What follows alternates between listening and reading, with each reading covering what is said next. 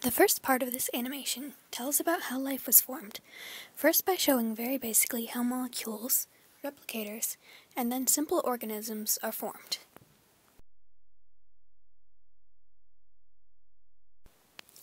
These atoms moved into an unstable configuration, and therefore they soon fell apart.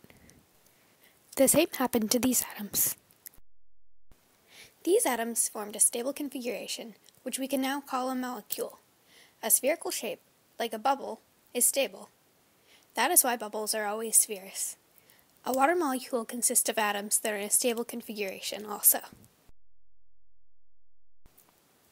This molecule, like a bubble, has no way to reproduce, and eventually will fall apart.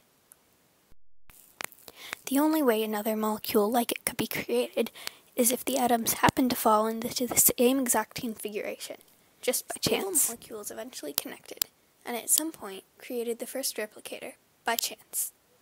One can consider the replicator the common ancestor of every living thing on Earth, although it itself was not exactly living. The replicator was the first thing that could reproduce. Its form of reproduction was to make exact copies of itself over and over again from the surrounding molecules, just like how a crystal is formed.